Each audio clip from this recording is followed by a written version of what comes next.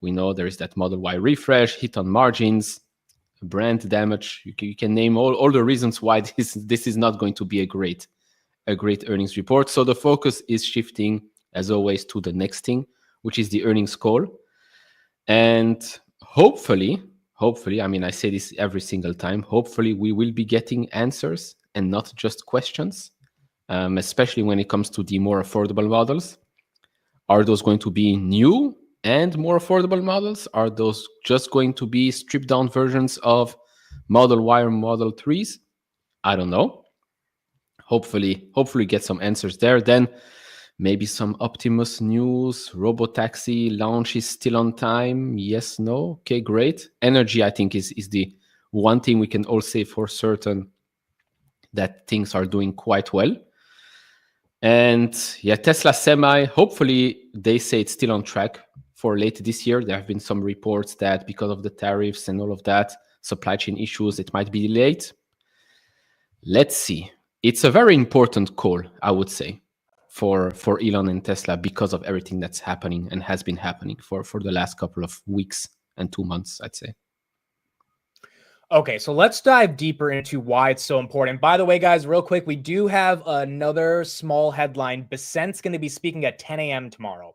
Basent will be speaking at 10 a.m. tomorrow. So if you're just joining, Basent had a closed room, like I guess you can call it investor conference. There were maybe 30 people in the room with JP Morgan today. That's where he gave some headlines about how they're working with China and China deal negotiations are starting to get better.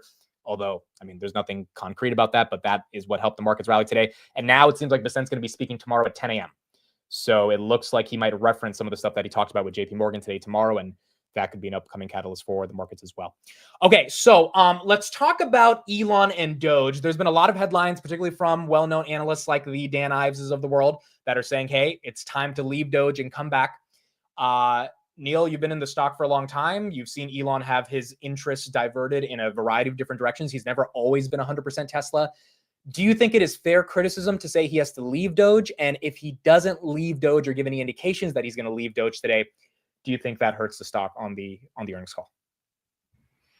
I mean, we know he's going to leave Doge eventually, right? I think his main post or goal is the first 6 months or something like that. And after that, he might still stay around, but might not be as involved as the start. So I think that's already something we know. Now let's ask another question. Is being part of Doge more difficult and more time consuming than running X and being the chief engineer of SpaceX? I don't think so. I don't know. So I would agree. Yeah. So I mean, it's another excuse that analysts and some can use, but I don't think that him going away from Doge is really going to change that much for the stock. Maybe the stock, yes, but for the company right now. The damage is done, whether it's at Doge or not, doesn't really matter. To be honest, the big damage isn't really Doge, it's more the support for the right-wing, far-right, whatever you want to call it, Germany political party. Doge, I mean, I don't know. I think every country can have a Doge, right? Look at where the fraud and waste is. I don't see how that's a bad thing, but okay. Neil, quick question for you. I'm curious. You mentioned that Amazon became kind of like your biggest position. Has there been any changes within the last quarter or two that had kind of like if maybe we would have gone 6 months ago, would you think you would have purchased more Tesla than Amazon, or has there been like any changes that have kind of pushed you away from maybe adding to Tesla, if you may? Yeah, so last quarter, actually I was on this stream here, and the quarter was not a good one, and yet the stock went up. Didn't make any sense. My next video on Tesla was exactly that. Something doesn't add up, or it doesn't make any sense. So I did take profits above $400, around $400. So that decreased already my Tesla position. Plus, I've been adding more to an Alphabet, to an Amazon. Actually, Amazon has been in my core portfolio longer than Tesla. Amazon has been in my portfolio since 2018, which was the last trade war, funny enough. And Tesla has since August 2019. So Amazon being number one now is because I've been buying more Amazon, and Tesla drops because, well, I've bought a little bit of Tesla at 254 or something like that, but I've been selling more around 400, which makes sense for me. Okay, I agree, and I think obviously the Doge stuff is going to be one of those things that the market has to interpret as either positive or negative. I don't really think Doge is going to have a substantial impact on like his day-to-day productivity or anything. It's just this overhang headline that's been so aggressive on the stock, and I think that's why any news that he says, "Hey, in June or July, I'm out and we're good to go," and he gives like some concrete timeline, just like we're looking for with the trade deals, something concrete, that could be something that takes Tesla up. Who knows, 5-10% just off the nature of that confidence, even if it gets faded right after that. What's more interesting to me here, Neil, or we'll start with you, Jose.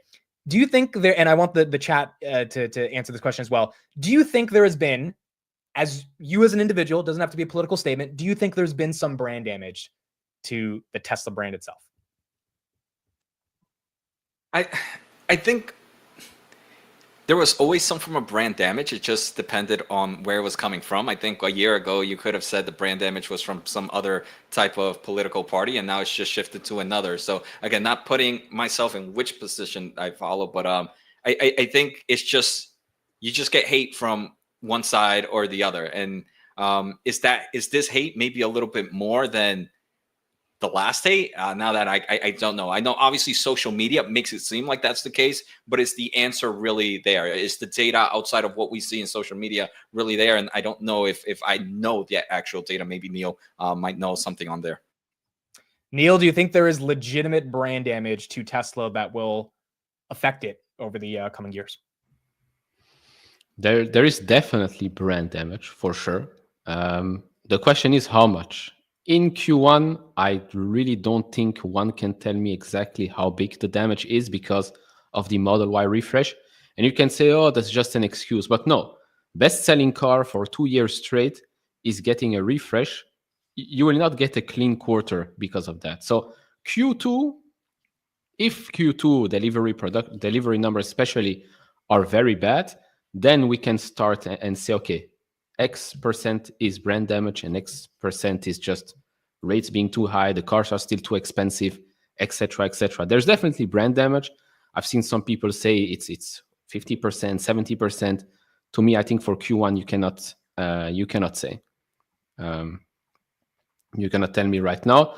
I did a post this morning. I think I still don't understand why we're always debating, should Tesla release a more affordable model, yes or no? Tesla, in Tesla's position, with the amount of cash that they have, they should be able to do and FSD, Robotaxi, and a more affordable model. Because right now, even with Model Y being a bestseller, even with Model 3, etc., it is still not affordable to the masses, especially not in Europe and especially not in Asia. So I really don't understand why we have to repeat this time and time again. Like, oh, it's all about robotaxi. No, it's not, because the rest of the world will not have robotaxis anytime soon. They will still want to buy a car, and the more affordable, the better it is. The affordable car, both of you have to give me more clarity on this. Is there a $30,000, $35,000 affordable car coming, or is it a cyber cab with a wheel? Like, how are you thinking of this? And should, like the Reuters article that came out over the weekend, should we be concerned about that concept of an affordable car in the first place? Yeah, Neil, you go for it. Yeah. Again, we can speak in dollars or in euros, but in euros right now, if you tell me 30,000 euros is a cheap car, I will tell you no, not really, right? You have here a lot of other brands that are selling it for less. Again, Tesla might or can sell a stripped down version of Model Y. I just don't see how affordable that can be, right? Like, are you going to sell crap? I don't think that's Tesla's thing right now. So Neil, the reason I'm asking that is because, again, this is what Tesla said on the previous earnings call. They said, we will be introducing several new products throughout 2025. We are still on track to launch a more affordable model in the first half. The first half is 1 month away or 2 months away. It ends by June. If they don't introduce a quote unquote more affordable model, is that bad, or is that something that like just we shouldn't care about and we should focus on Robotaxi? Yeah, and in the investor deck, it actually says new and more affordable models. So two different things here. I would view it as bad, to be honest, because you're not expanding your addressable market. You might say, okay, but by releasing robotaxis, you are expanding that addressable market by quite a lot. I would say, yeah, okay, but only in Austin, and that's only going to be demoed in June. What about the rest of the 49 states? What about the rest of the world? Right. Like China, BYD, you might say, okay, but they're losing money, they're subsidized by the CCP. Fine. But Tesla can sell affordable models at break even and still make a profit eventually if they sell FSD subscriptions. So why not do both? Like you have $33 billion plus in cash. Why not? Just doesn't make any sense to me. Jose, your thoughts on if there's no affordable vehicle announced or like a delay of it, would the street get upset at that? And I think Neil kind of talked about this in the last quarter as well, where it's like it was just more questions than answers. And I think it's like, is the affordable model the robo taxi, just like you were mentioning, right? Is it the affordable model with a wheel?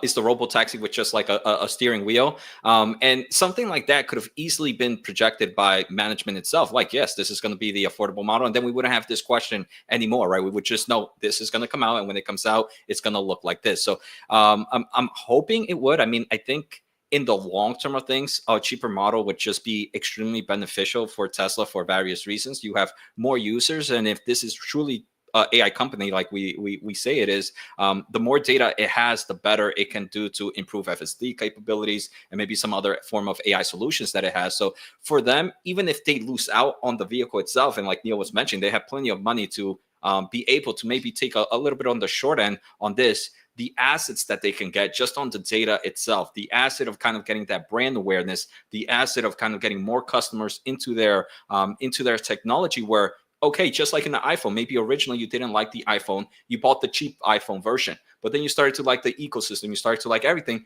The next time you buy it, you go for the more expensive version. So having an entry level, while it costs maybe in the entry in the beginning, it's definitely something that can, one, like I mentioned, that asset of just data is pretty valuable, as we see a lot of AI companies finding ways to get more data into their system. But then the ecosystem that it creates is something that can see future growth potential.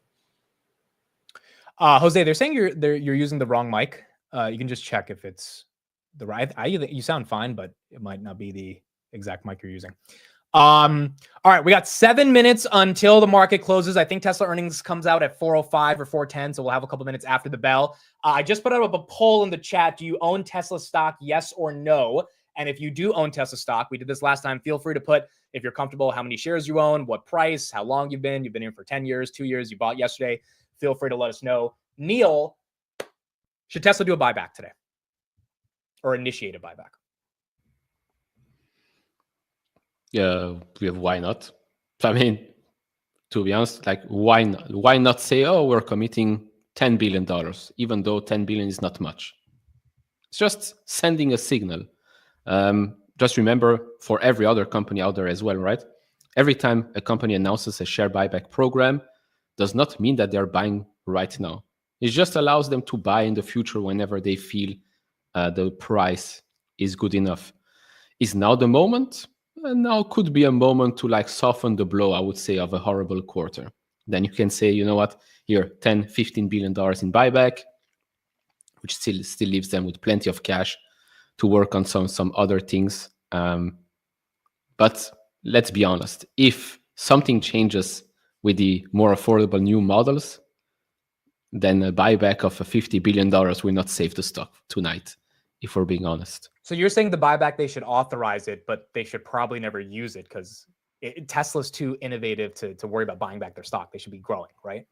Oh, but they could. But would it They be a could good use use of it. capital? They have 30 billion in cash. Do you think 10 billion of that is worth giving back to shareholders, or should they just be focusing on more growth? I mean, you would rather, it would be better if we believe in Tesla's success, then it's better for them to start buying back shares at $700 billion than at $1, 2, 3, 4, or $5 trillion or 10 trillion if Elon thinks that Optimus is going to be worth $10 trillion, right? Right. That's fair. That's fair. Jose, should we do a buyback? I think if we do, I mean, normally it would send kind of like a strong signal, like Neil was mentioned, right? We've seen a lot of AI companies at least one that comes into mind is Broadcom, that during this whole kind of pushback and negative sentiment towards the AI market, they announced that buyback, and it shows that positive enforcement, or just kind of sends a signal to investors. I am worried that maybe that same signal wouldn't be sent as to Tesla, so it would be like, you're buying back, sure, some might see it as a bullish case, some other might see it during this really bad scenario, especially in the automotive market that we're in right now. Is this really the best use of its case? So unfortunately, I feel like Tesla is just looked upon by so many different eyes that you'll find kind of like an extremely bearish reason for it and an extremely bullish reason. So maybe the sentiment really wouldn't get anywhere. So I would say maybe no buyback, as there's no real gain even from the sentiment itself. Now, like Neil mentioned, obviously you would want to buy maybe stocks when you believe it's a lot cheaper, because you don't want to buy this. It's better use of its cash. But I think the automotive market in general, not just for Tesla in general, might still be weak. Longer than maybe some might expect. So I wouldn't mind this company just still having a nice amount of cash than buying back. So I'll prefer it holding the cash than the buyback, just because it creates that safety of opportunity. But I can definitely see the reason for maybe an authorization as well. You know what they should have done? All right, let me guess. Buy Bitcoin? No. Okay, what should they have done? They should have taken a stake in XAI when the company was not valued at God knows how much it is valued. Why at did right that now. not happen? Do you have any explanation? At 18 billion last June, why they didn't even throw in a billion? A billion or 2 or 3 or 4 or 5? I don't know. I like it. I don't know. It makes zero sense to me. Maybe they couldn't because of Elon. I don't know how. Maybe there is a legal reason. I don't know. But because the valuation is 6x'd. I mean, they put in 3 billion, take it to 18. Like that would have been, and then they would have had full access to Grok and XAI. Could, like we already know there's a synergy there, but the investment would have made it more official. So yes. I mean, the X and XAI announcement to me was already like super strange, because in my head, for some reason, I already thought that this was the same structure, the same company. And still, the fact that Tesla and me, I mean, us shareholders, do not have 1 single % in that company makes absolutely no sense. No sense. Because we essentially paid for Twitter, right?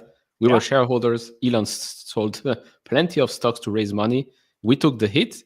And yet, here we are 2 years later with nada. Absolutely nothing. I laugh, but I'm sad. All right, we got about 45 seconds until the market closes. Tesla, I think we'll be at 405. We do have Intuitive Surgical, SAP, Enphase, Capital One, and Chubb. So we've got a lot of companies to cover. Obviously, Tesla will be top of mind and priority, but as we're waiting for Tesla, we'll be trying to get those results as well. For those that are new to my channel, we ring a cowbell every single day when the market closes. Don't ask why. It is what it is. If you know Jose and Neil already, they're probably going to cringe when I ring the cowbell, because they've been part of it a couple times, but that's okay. Jose and Neil's YouTubes and Twitters are in the description as well, so please make sure to check them out if you're following from my channel. And in about 20 seconds, we are going to see if Tesla stock once again is able to pump like it did last time, or if we get an ugly dump. Tuesday, April 22nd, 4 p.m. Thank you, everybody, for being here. Tesla Q1 earnings. The stock market is now closed.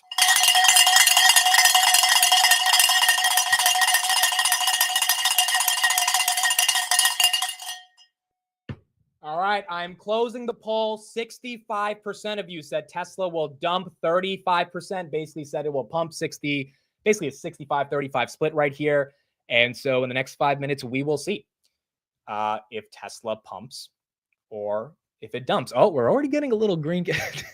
All right, after hours, it's already a little green. Let me add the other stocks. We got Enphase, we got ISRG, we got Capital One, we got Tesla, obviously. And then what's the other one we have? Chubb Limited, and then SAP. I don't think we have the numbers out yet, so it'll take a second before we see what the numbers look like. But you do have a little bit of movement right now here after hours, 0.71%. Just a little bit right here. Again, I don't think we have any earnings, so as soon as we get the numbers, we will show everybody. Neil and Jose, I'm sure, are refreshing on their side as well. And as soon as we get it, we will show everybody. Well, Amit, I have a question for you because you've been asking questions. What are your expectations? Like, what do you want to see? No, poor guy is here and nobody wants to hear what he has to say. It is Well, I've said it over the past couple of days. If I had to buy puts or calls, I mean, like, I feel like I would buy puts. However, the caveat is every day I've been hearing people say it's going under 200. And I'm like, if everyone thinks it's going under 200, it feels like some of the bad news is baked in. Just like the delivery numbers, everyone felt it would drop 30%. It was really crappy, and it only dropped 5%. So I think there could be a surprise catalyst here. Obviously, I don't think the numbers are going to be good, but I don't know. At this point, so much bad news is baked in that maybe there's something that saves it, but I'm not counting on it because we know the numbers are going to be pretty bad. How's your Tesla experience so far, driving and FSD testing?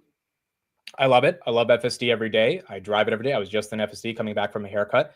It's incredible.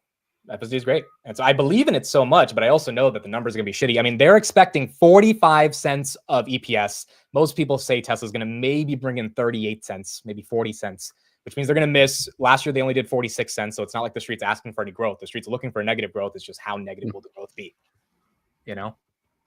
So even with my personal experience, I just know that the numbers probably are not going to be the best right here. Do you guys think that FSD has a price change anytime soon? I know there's kind of like $99 a month was something that they just really started to do like less than a year ago. Do you think it sticks around this price point for some time, or do we see a price increase or decrease for this in the future?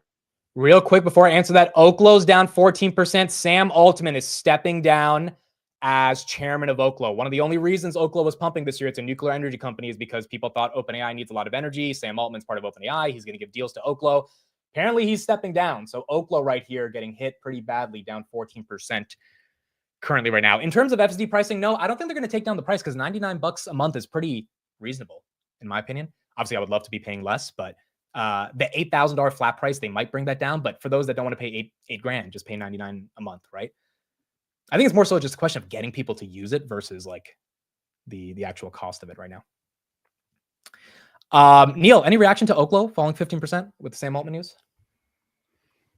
I mean, you basically said it. It pumped because of the Sam Altman news, and now it drops because of the Sam Altman news. So, yeah, nothing really changes with the company. So, yeah, that is fair. This is a company that doesn't have any earnings. It got to $60 at one point. It was at like $5 in January. So big pump this year. But with these names, the narrative becomes everything. Tesla not moving after hours. Capital One down slightly. Intuitive Surgical up about 1%. Enphase up 0.5%. Chubb Limited is flat and SAP is flat. So we don't have any numbers yet on any of these names. Obviously, we're waiting on Tesla, which should be up probably in like. Do you know if it's 405 or 410? I have a feeling we are asking this question every 3 months. We should know it by now. I'm pretty sure it's 405. Oh, do I have it? No, this is deliveries. No. Yeah, I have a question for you too. Yeah. Since we talked about Sam Altman, do you guys say hello, thank you, goodbye to your AI chatbots on ChatGPT or Grok or whatnot? Yeah. So I go ahead, Jose. You got it. I said I used to. Now I'm becoming so.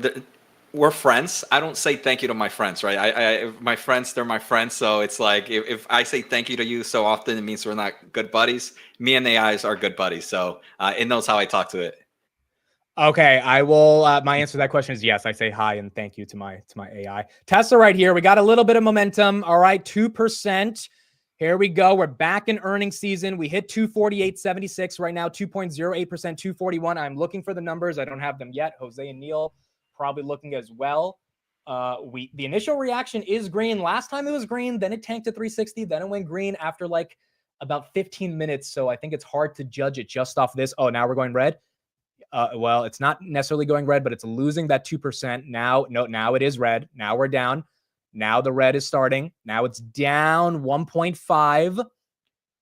1.5. The earnings should be out literally now. Yeah, it's up. You can refresh the website. Yeah. Okay, before I do that, oh my God, this is ugly. Oh my goodness, this is not pretty. EPS 27 cents. The street wanted 42 cents. That's a 36% miss on earnings per share. 21.4 billion in revenue was the expectation. That is a 10% miss. They came in with 19.3 billion. EPS is down 40% year over year. Revenue is down 9% year over year. EPS is down 63% Q over Q. Revenue down 25% quarter over quarter. The stock is kind of flat. It's kind of flat. I mean, it's ugly.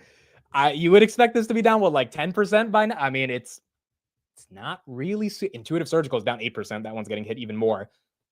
Tesla kind of flat. Neil and Jose, before you get through the numbers, just like raw reaction to the top line. Was that surprising or was that worse than you expected? I mean, I was expecting bad. So this is bad, but not unexpected. So the reaction is probably because nothing has changed from the outlook that's written in the shareholder deck.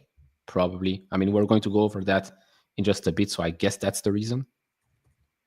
Yeah, and I mean, like Neil mentioned, I mean, last week we got the actual numbers, so I think we were already expecting bad, and sometimes the market likes to. We'll see in 30 minutes from now after the earnings call, because everything can change in just a few minutes. This pretty much happened exactly. I mean, it's kind of deja vu, right? Last time we saw really crappy numbers. It pumped, then it dumped, then it pumped again when Elon was talking.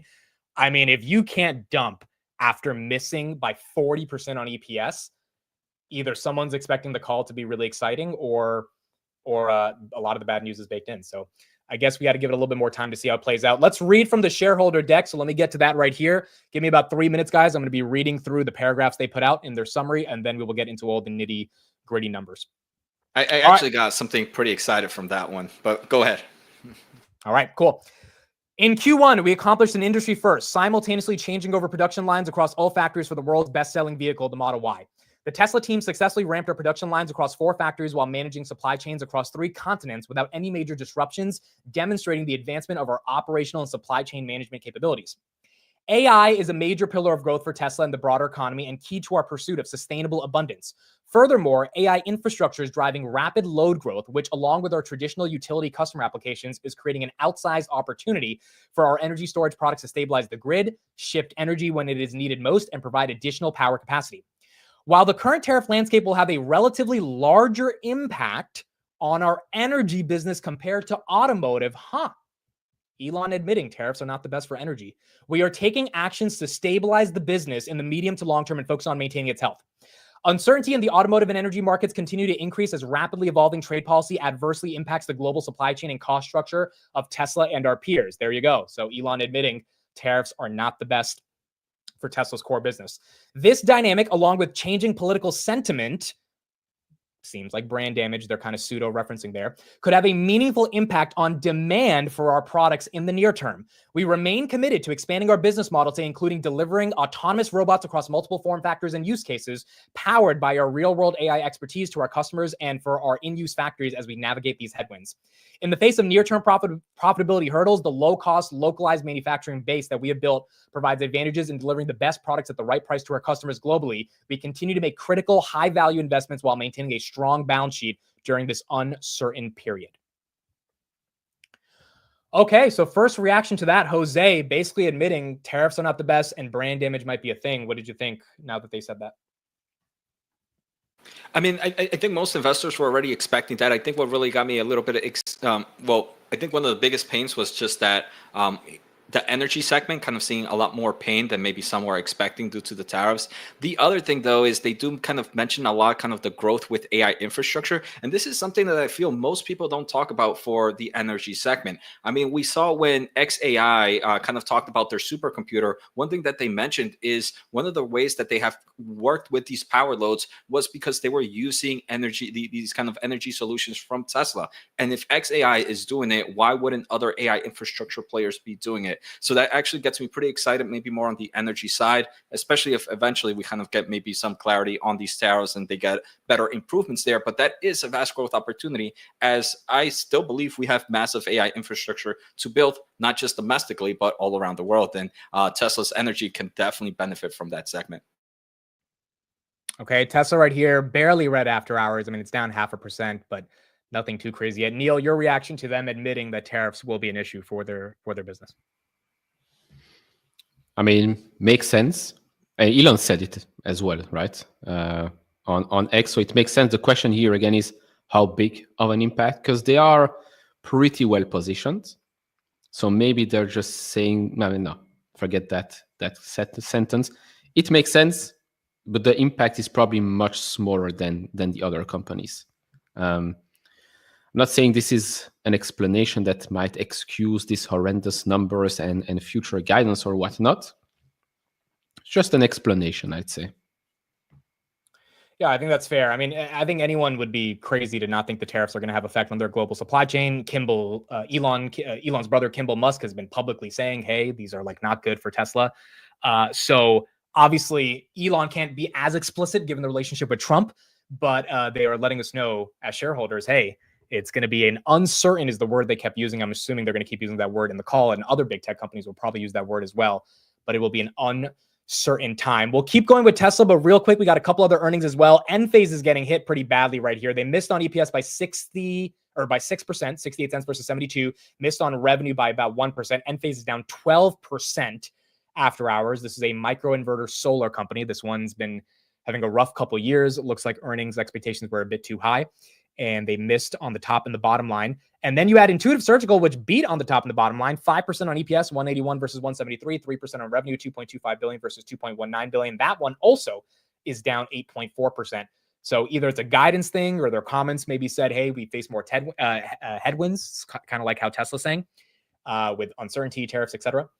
And that could be one of the reasons why those two stocks are taking a dip. Tesla right here, green after hours, up 1%, almost at 240. I mean, really crappy earnings by any objective measure, but still the street is not willing to take it down yet. Let's get a little bit more coverage, and then we'll keep going from there and get into the shareholder deck itself.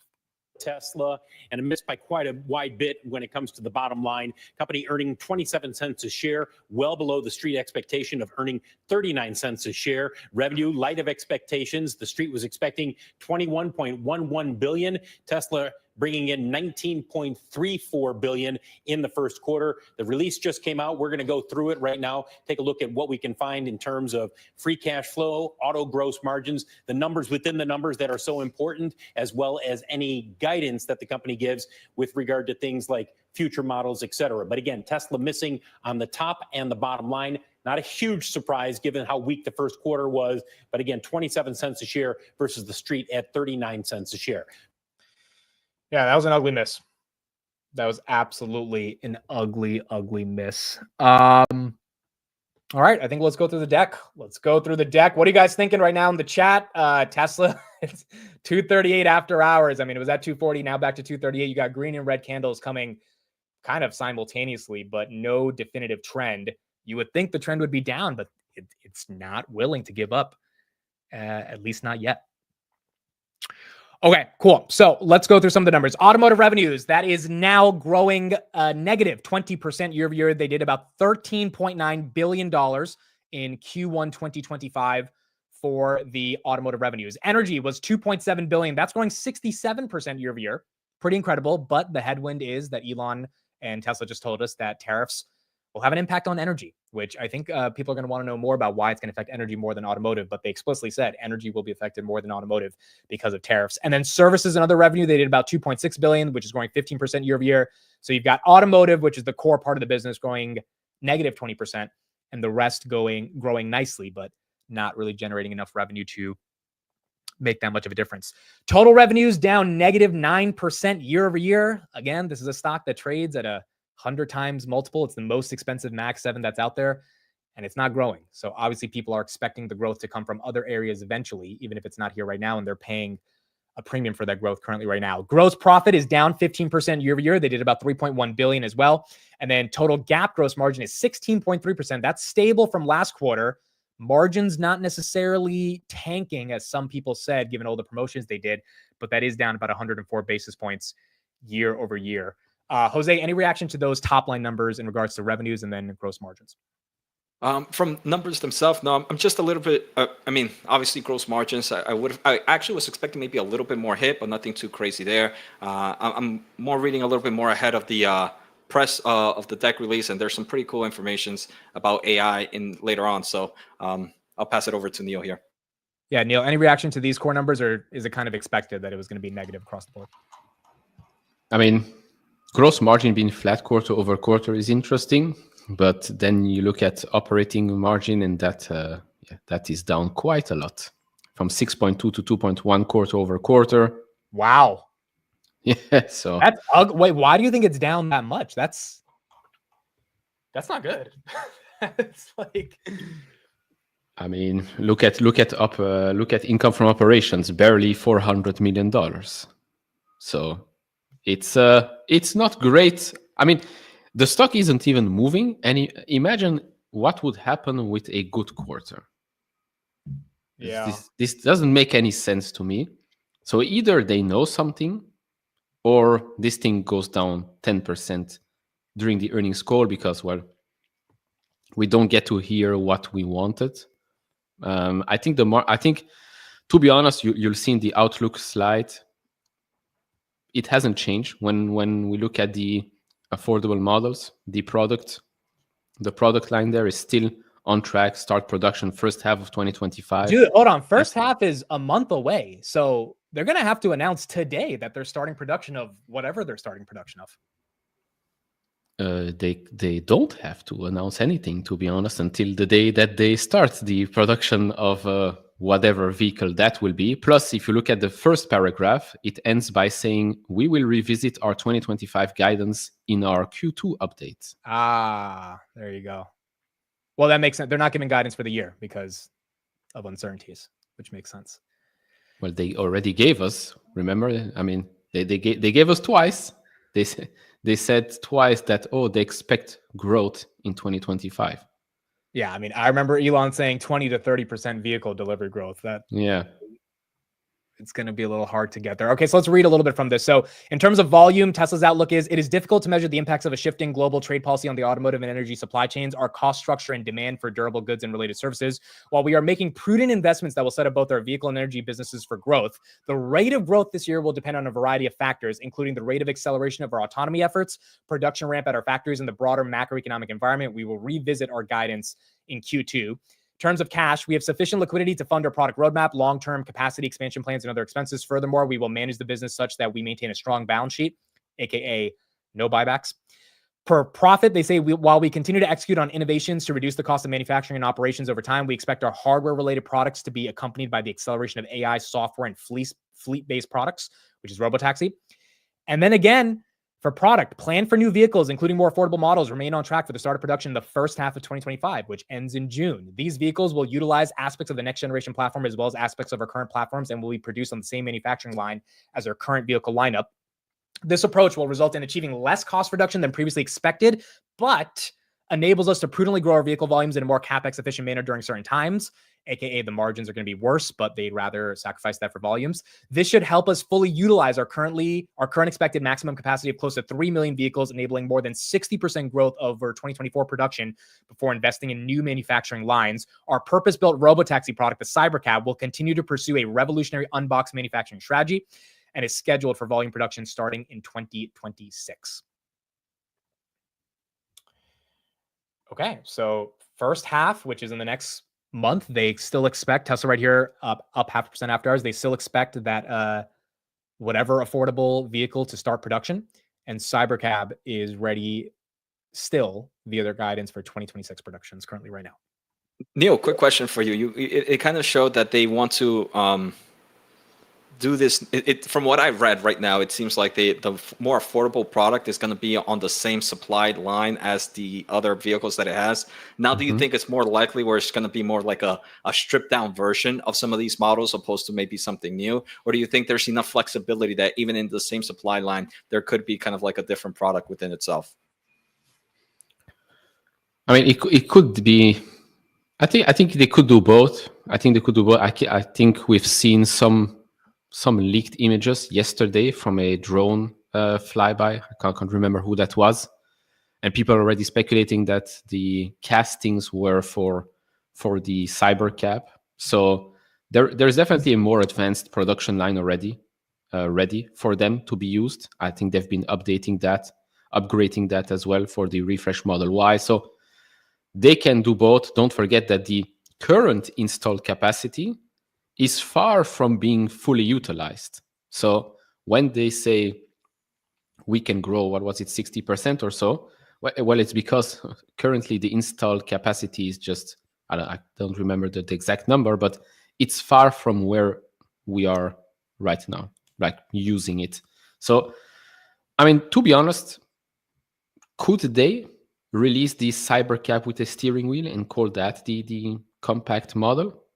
Would make sense, right? Because that means they're already starting the production line for the Cybercab, which would roll out next year, which would mean that the rollout next year would be much easier because it already started in the first half of 2025. I'm just speculating here, but I wouldn't mind the Cybercab to be a compact Model 2 or something like that. I like the design. Maybe the rear will have to change a little bit because I don't think there's a window or anything. So we'll see. We'll see. A stripped down Model 3 or Model Y again is definitely an option. I just don't see how cheap that can be, especially in Europe and in Asia. All right, let's go to Dan Ives, get his thoughts on what's going on with Tesla on this earnings, and then we'll get into some of the other numbers that we have in the deck. Code red.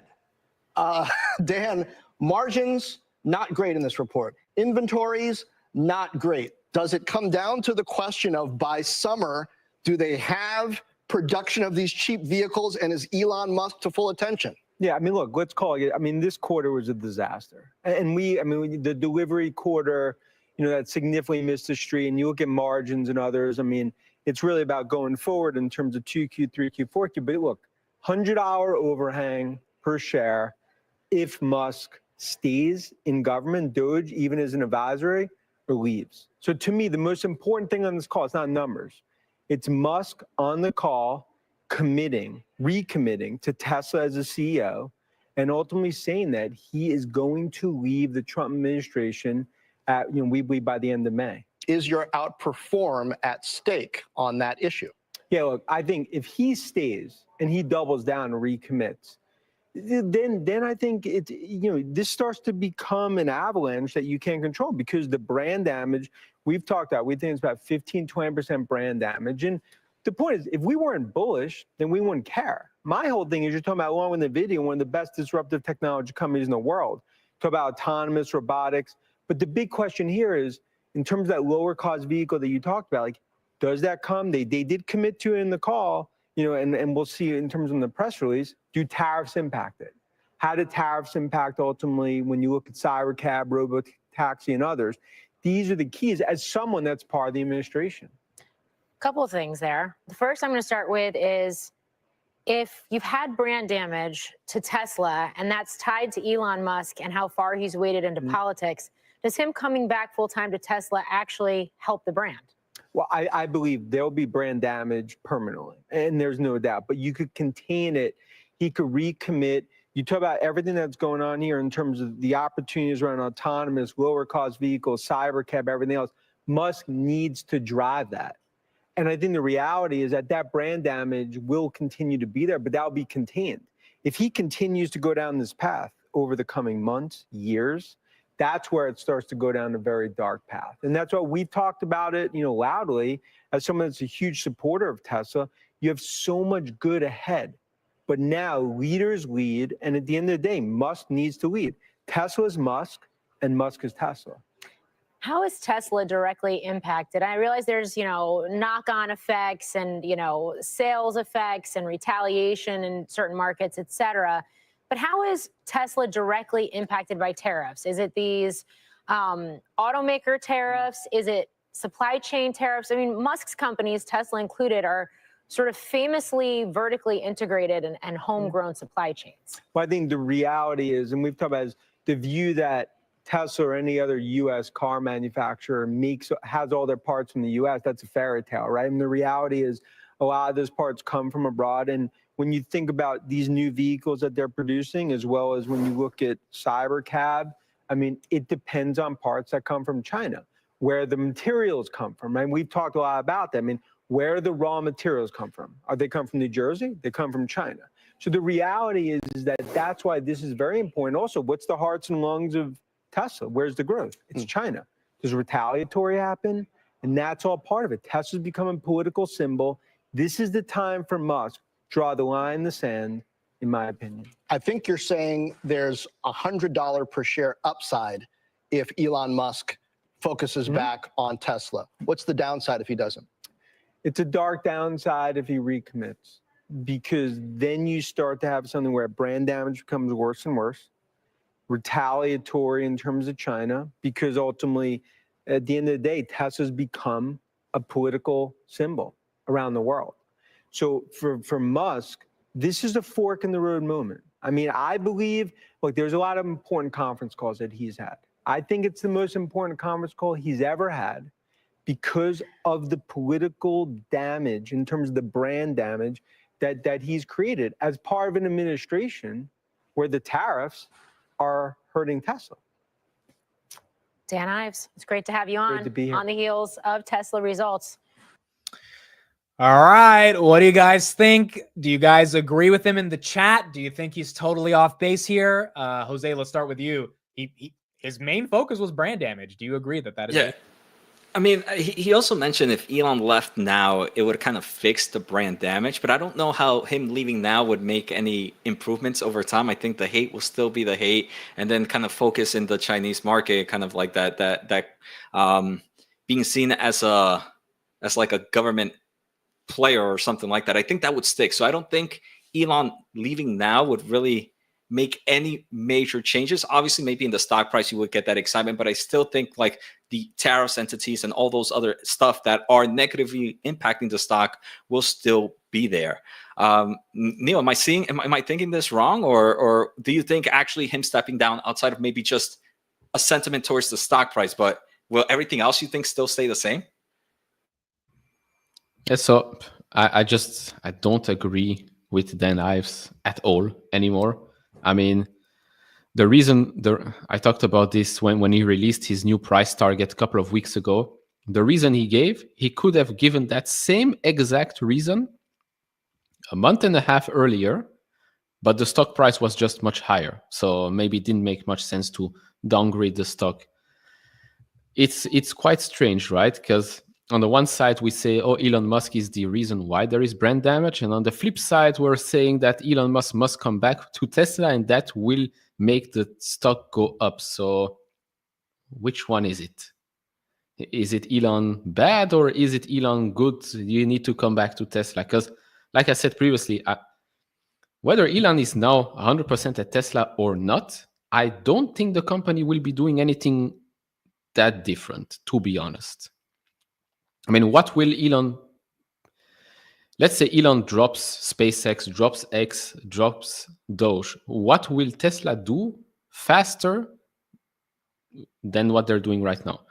Is FSD going to come out faster? Is the more affordable car going to come out faster? I don't know, are they going to expand in India faster? No, right? Because at the end of the day, it's not Elon. It's the whole company. It's software. It's AI. It's manufacturing. It's all of that. So again, lots of nice storytelling from Dan Ives, but I agree more with Jose than with him. So maybe Jose, next time I expect to see you in a super colorful outfit. So correct me if I'm wrong, and I'm putting a poll right here in the chat right now, and if you agree with Dan Ives here, but you don't agree with him because your argument is the price went down over the past month, which is why he started getting so upset about Doge. But back in January, this Doge thing was an issue. So you think he's following the price more so than actually reading into like what's happening in Tesla? Yeah, because everything he said in that note could have been set earlier, right? Could have been set when the stock was at $400, or the stock was at 350, 375. So why are you only releasing it now because we're under 300? It just doesn't make any sense to me right now. So plus, let's say he released that note a month and a half earlier when the stock was higher. He took his shot. Fine. What does Elon Musk coming back to Tesla right now full time change? Does it change anything, like in your eyes?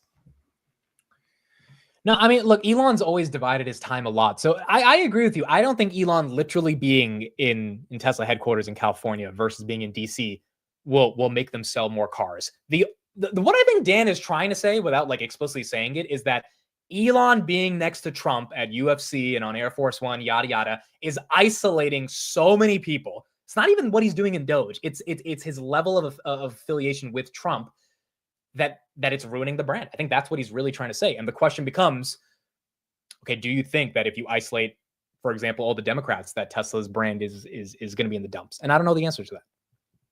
Yeah, I think if that's the negative viewpoint, right? I think that stamp of kind of like Elon with the current administration is going to stay with this current administration for how long it stays in here, right? So I don't think him leaving is going to shift anything. I actually even think it might create even more of like a negative more brand damage. Because, I mean, to be honest, I've gotten text messages from people that are saying they're not going to buy Tesla anymore because of what's happening. And I've had people say that I'm going to buy a Tesla because of what's happening, right? You kind of have both ends. But now if he ends up leaving, those who hated Elon and what he did with the current Trump administration or whatever are still going to hate him. But now the people that liked him because they thought what he was doing, whatever was their political view, was right, then they're going to say, hey, no, I'm not going to follow someone that ended up leaving. I think it would create even more brand damage of flip-flopping back and forth if he actually left right now. But now the question is, how long would that stay? Because us humans, we tend to forget something pretty quickly. So that's a whole different story. Yeah, but they'll make sure you don't forget. The media will make sure you don't forget. On social media, you won't forget. So again, for Tesla to be back in the competitive spot, again, we're trying to sell products here, right? Whether it's the car or maybe in the future the bots, or you wanting to go into a Waymo or a Tesla robotaxi. What's the main goal is to make sure you're making a good product at the best price best price possible. So even people that are yet to decide whether or not they want an EV, because that's already the first question. Let's say they want an EV, which one should they buy? Logically speaking, you'll be buying the best product at the best price. So I think still the majority of people think this way. You go buy a car, you look at the best car for the best price. If Tesla can offer that, then I don't think it matters Elon here, Elon there. Elon is going to be everywhere anyways, and that rhymes. Sign up for my poetry course on Patreon. Look, I think it's a fair point. A lot of you in the chat, 62% of the chat agrees with this Dan Ives thesis that Elon needs to leave Doge right now. I also agree, though. I don't know what fundamentally changes in Tesla if he's there day to day. But obviously, the affiliation with Trump starts to go down a bit, and that's what people might care about a little bit more. Let's bring on another analyst that joins my channel quite often. A lot of my audience knows him. Chris, what is your reaction to what's going on with Tesla and these earnings? You know, I was listening to you guys, and unfortunately, I'm going to have to disagree with you guys and just agree with Dan Ives. I think he's right in that there's a valuation bump and a valuation downturn depending on Elon's commitment to Doge and by proxy with Trump. I know that, we don't want to talk politics and everything else, but everything that the Trump administration is doing is almost like radioactive to Elon Musk. And the thing is, over time, that fallout is going to keep growing. So the thing is, the faster Elon gets away from the Trump administration, the more likely it is that the brand damage is going to be limited. And I think within a year, half the people are not going to remember. Within 2 years, I think 80% of the people are not going to remember. And within like 5 years, nobody's going to remember Elon's affiliation with the Trump admin, right? Like I said, like right now, if I asked you to name certain things in 2016 that Elon was heavily involved in, no one's going to remember that. No, you're No right. one's going to remember these comments. People are very short term in thinking, and I think the change is, if Elon were to leave Doge, I think a lot of people would back off right away, and I think that could actually help Tesla. And there's one factor, remember, Tesla is the one car company that has it good on both sides of the Pacific Ocean. They actually have it pretty good in China, and they have it good in the US. A lot of other brands, they're either or in either of those markets. And then there's new markets that are of course opening up throughout the world. So the thing is, Elon is slowly learning that politics and business are two different things. And when you try to run a business, when you try to run, let's say, the country in the same way that you run a business, even though that's something that's needed, it's something that can be pushed back very easily by entrenched interests in the government. And the way that Elon went about it was that, Trump asked him to be a disruptor, but unfortunately the political establishment doesn't allow for disruptors to come in. This is like that the what's that conversation with, like, the antibodies fighting back, and now they've all consolidated and they figured out how to fight Tesla, and they realize, fight Elon, and it's not fighting Elon directly as a person, it's actually taking it out on people who are just looking to buy a car. So let me give Neil a chance to respond. Neil, do you think there's any merit, and also the chat as well, to this idea that quickly disaffiliating with a brand that is isolating at least 50% of America is the prudent thing to do for sales? Or do you think that argument doesn't have much merit? Meaning, if he steps down and leaves, that opens up a 50% market opportunity. Yeah, like Democrats want to buy Tesla after he steps down. But is it possible that a lot of Democrats still want to buy a Tesla because they don't like fraud and waste in the government? It still is possible. Very possible, I would say. And we're only talking again about the Doge part of things, right? But remember, there is a big swastika type of memes going on all around social media and various cities around the world. So that will not go away because Elon Musk steps down from Doge. Could it go away because Elon Musk moves away from Trump? Maybe, but I don't think so. I don't think so. There are some people that will hold a grudge for a long time. Are they Tesla's target audience? Maybe not. But yeah, it will help. I just don't believe it's going to have such a huge impact. Like $100, like he said. Neil, just remember, people buy Mercedes. Mercedes built tanks for the German war machine. Volkswagen was literally a brand created by Hitler. Mitsubishi made engines, and at the time Toyota made engines for the Zero for the Japanese Imperial Navy. Yep. And I'm sure they did way more damage to the world than Elon Musk did by trying to cut some government jobs. So I think proportionality, people and brands, they can disassociate very quickly, and within a very short period of time, they'll forget about this whole thing. So like I said, I don't think there's been as much brand damage done as people really think.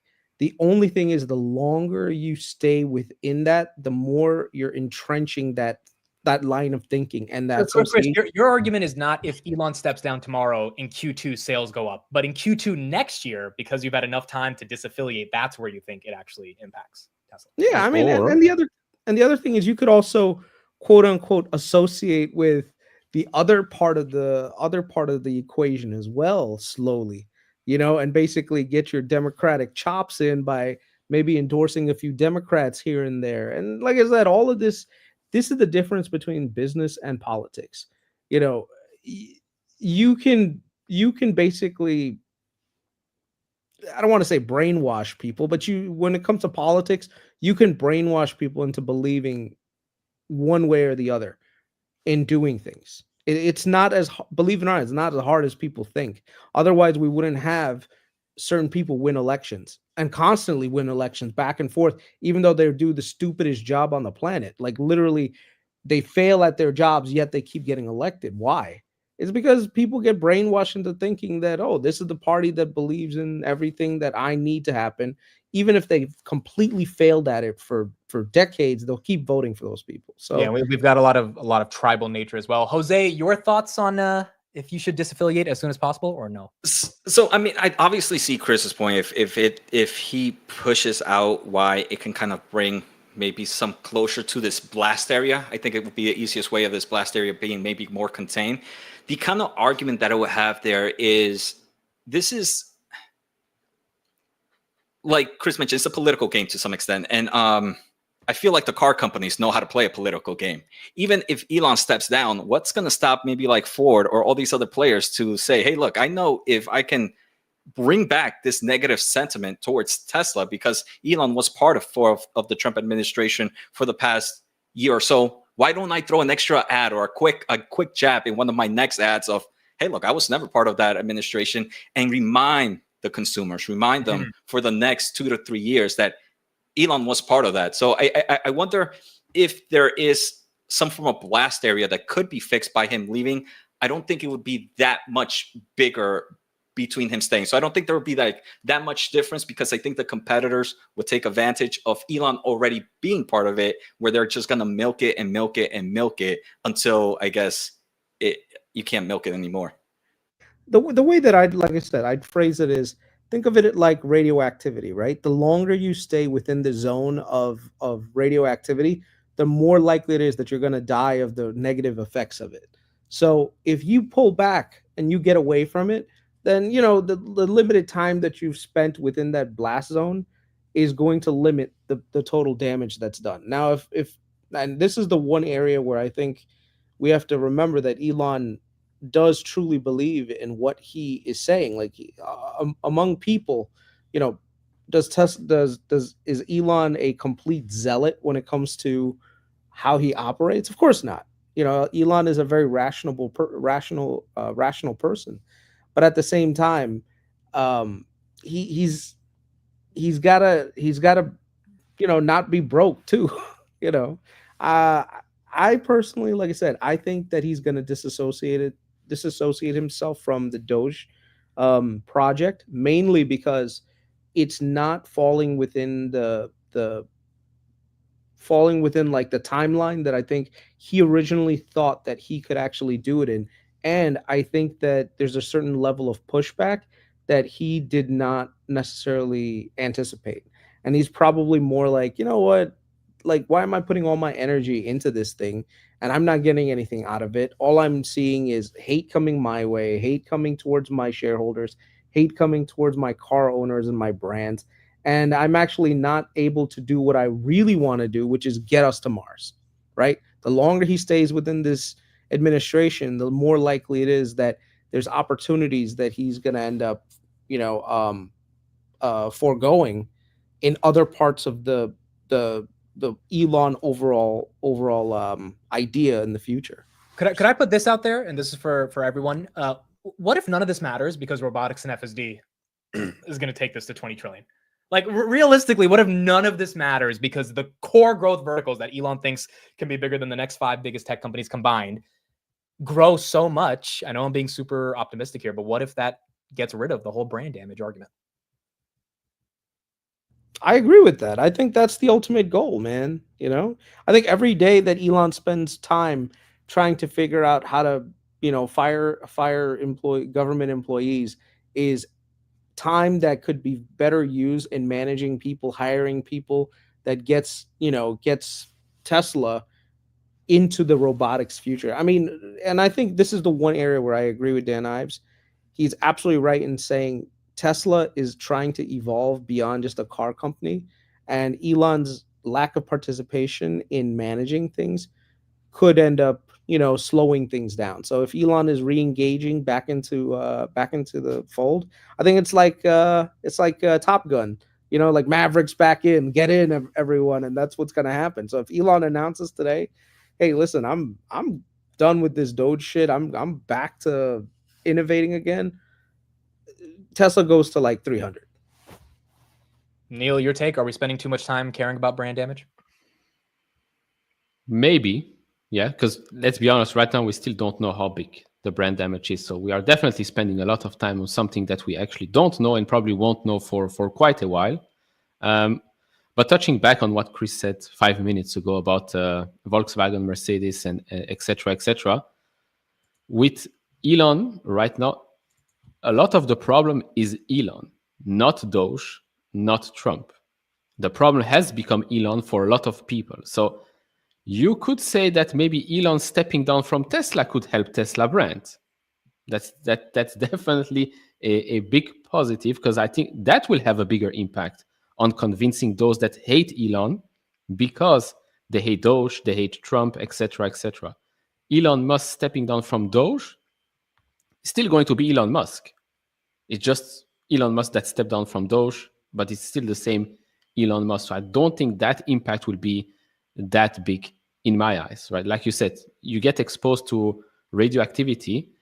Even if you're there for a couple of minutes, the damage has been done. You are radioactive. Maybe you're not going to be dead on the spot, or you're not going to die a horrible death like people that stay there for hours and days.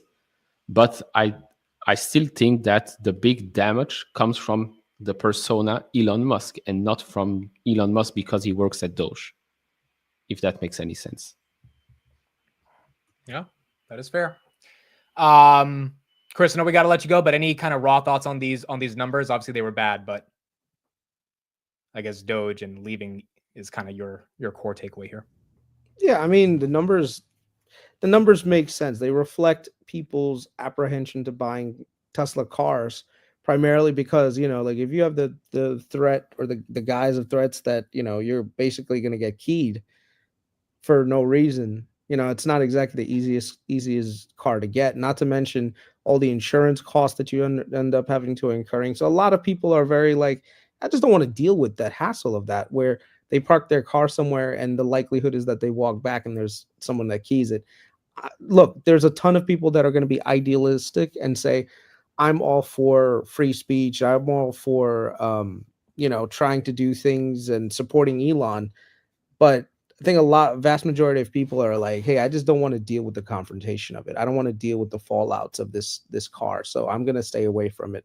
Even if it's the best car, if you leave it in the middle of, if you park it in a parking lot and someone keys it, it's still going to, like irk you. So you're not exactly going to want to deal with the hassle of that. So it's just, it is what it is. People are just going to have to accept Elon's role in all of this for a little bit. Like I said, I think that Tesla can rebound very easily within a couple of years. What is that thing called? Sales can rebound if Elon disassociates from the current administration. And I think the brand damage right now is limited enough. And I think that if you think about like in the future, like a year from now, you got easy comps, right? Like that's like one of the benefits that you get. You get easy comps. Or at least 2 years from now, you get easy comps, because the few years ago when Elon was more associated. Here's a really interesting question for you guys, and then I'll leave. Do you think that there would have been this much pushback against Elon if it was a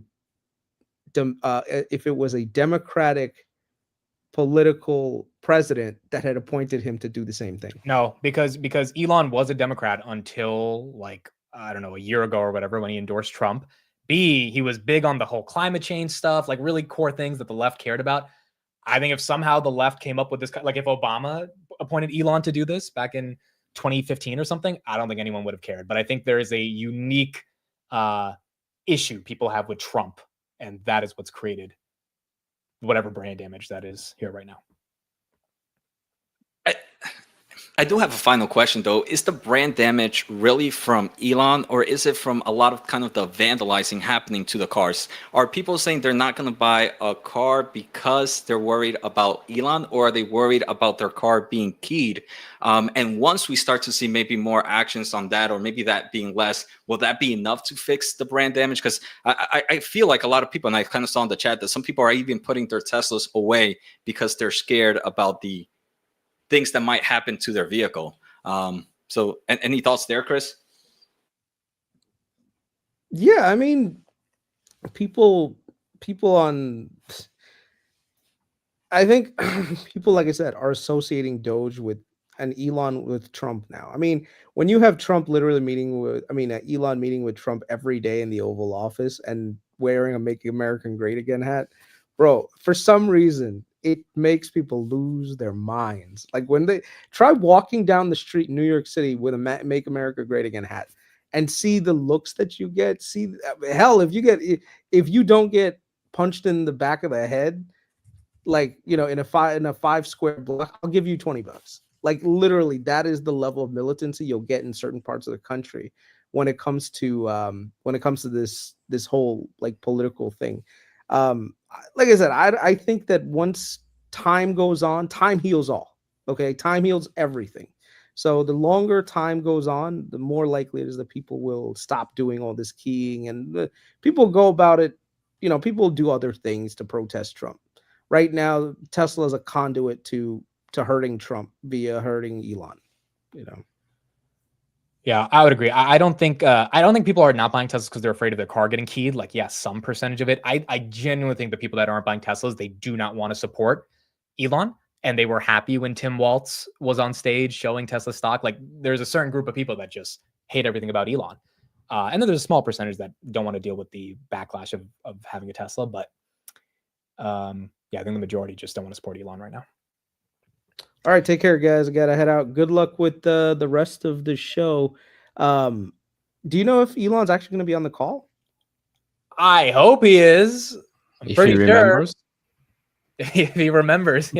He's tweeting right now, so I guess. All right. Well, if he's on and basically he just reaffirms his commitment to Doge, then I think we go down. And if he says that, he's going to limit his time with Doge and refocus on Tesla, he'll be up 20%.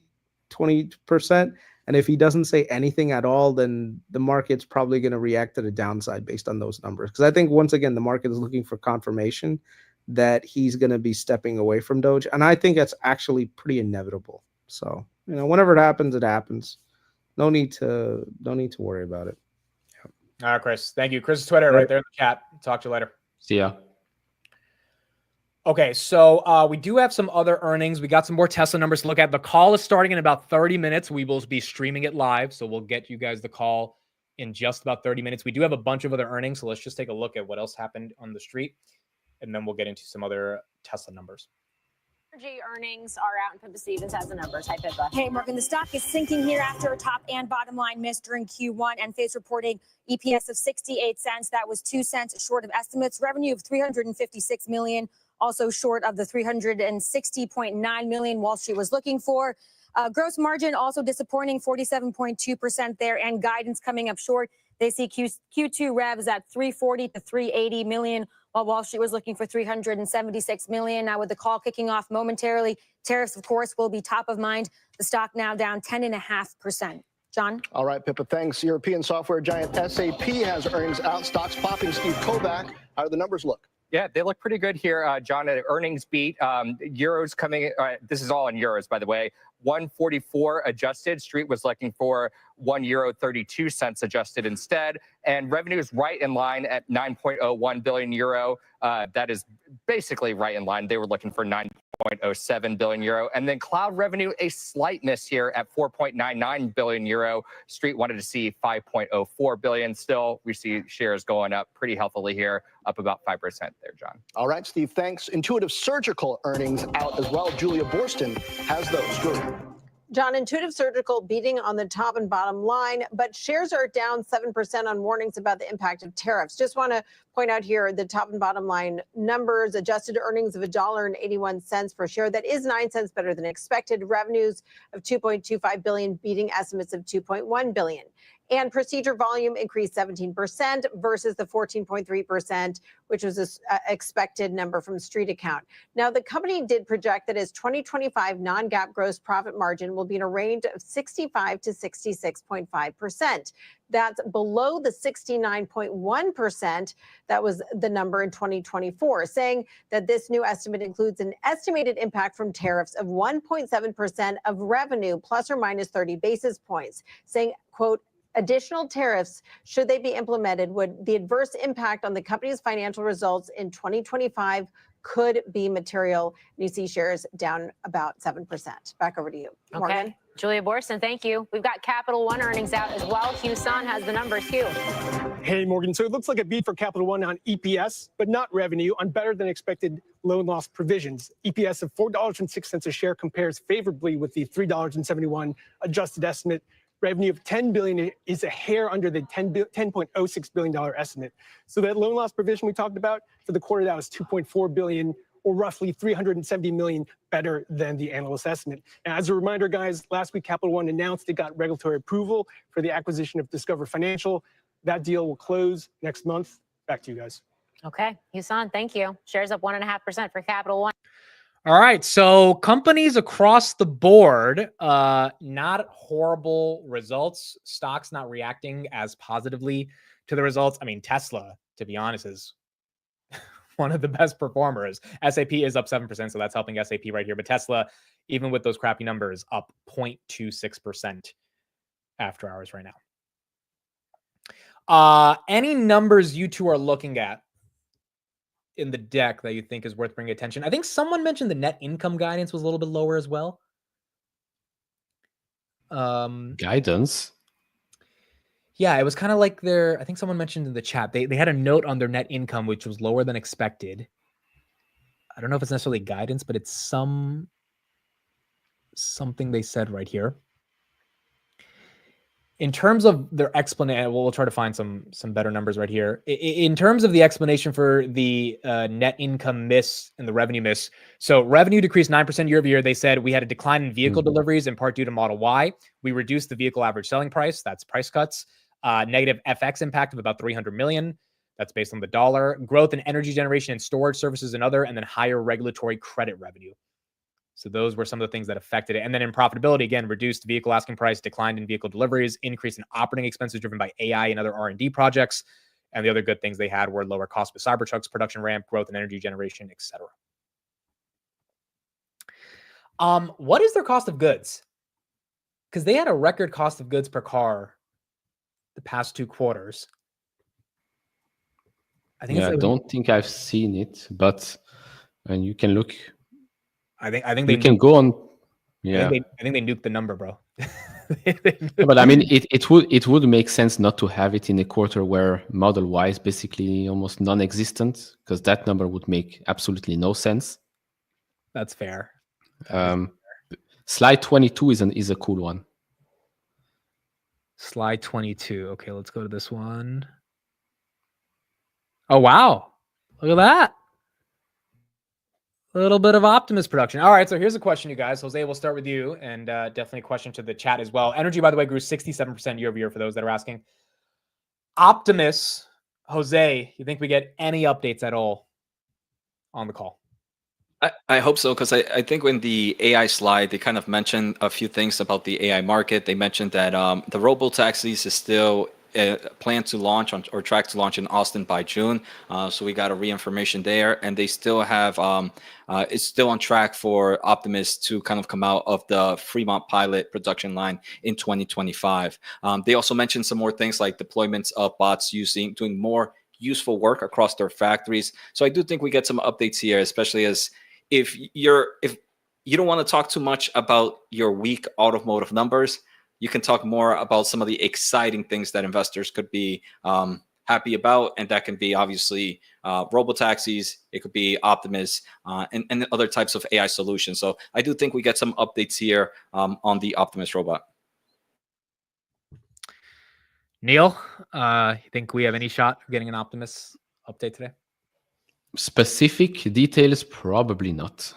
Unfortunately, it's probably going to be the same thing. If it's successful, this can be more valuable than Tesla today and blah, blah, blah. But hopefully later this year, we actually get maybe an Optimus event. Like we've had a Robotaxi event last year. Maybe this year we get an Optimus event. That would be cool, where they show off their latest robot, do something useful. I don't know. That could be great, because I do feel that they lack these types of events, because we only get four times a year. We get them during the earnings call. Okay, we had them 3 weeks ago, like a talk that came out of nowhere. But I would like them to have maybe 1 or 2 events. Yeah, the investor day, okay, fine, but it's time. It's not 2019 anymore. It's 2025. So you can be a bit more present.